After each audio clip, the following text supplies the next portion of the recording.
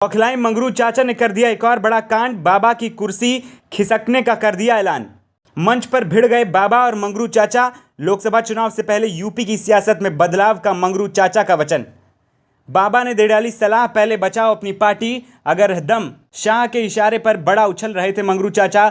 अखिलेश यादव ने लगा दिया ठिकाने। हाल ही में मंगरू चाचा ने यादव को लेकर जो बयान दिया उसने हालत खस्ता कर दी, क्योंकि यादवों के खिलाफ जैसे ही मंगरू चाचा ने अपना ज्ञान परोसा, यादवों की पूरी टीम मंगरू चाचा के दफ्तर पहुंच गई, जहां पर उनका सार्वजनिक सम्मान होते होते बचा। अपनी पार्टी के दफ्तर की खिड़की से मंगरू चाचा खुद कूद कर भाग गए, वरना यादवों की भीड़ ने यह सोच लिया था कि पूरी तसल्ली के साथ मंगरू चाचा को सबक सिखाया जाएगा। सीधे दौड़े दौड़े बाबा के पास पहुंचे तो बाबा ने ही दामन झाड़ लिया, जिसके बाद बौखलाहट में मंगरू चाचा ने एक ऐसा बयान दे दिया कि अखिलेश यादव से पहले बाबा ने मंगरू चाचा को ठिकाने लगाने की सोच ली। फिर लुढ़कने लगा आपकी सियासत का लोटा।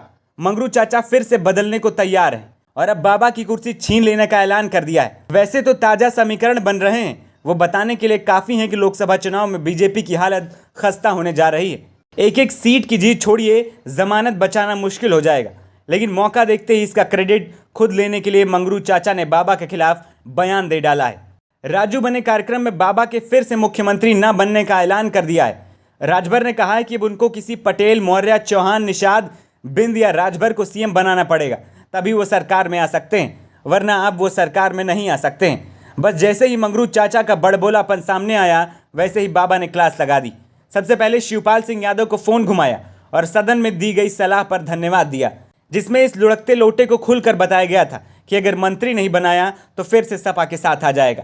काफी देर तक हुई बात में यह साफ हुआ कि लोकसभा चुनाव से पहले मंगरू चाचा की सियासी खीर खत्म करना पड़ेगा, क्योंकि अपने उल्टे सीधे बयानों के जरिए पहले ही मंगरू चाचा अखिलेश यादव की आंखों में खटक रहे हैं। अखिलेश यादव ने तो सपा के दफ्तर में मंगरू चाचा को गद्दार करार देकर निकाल दिया।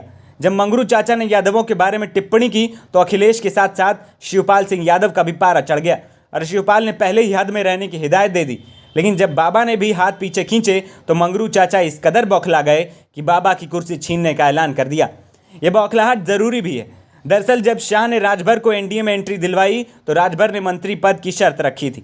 लखनऊ लौटे तो बाबा ने इनकार कर दिया और उल्टा एक शर्त रख दी कि घोसी में हो रहे उपचुनाव को जितवा दो तो मंत्री बना दूंगा। लेकिन खुद राजभर के करीबियों ने उनकी पार्टी से बगावत कर ली और अखिलेश के पाले में आ गए।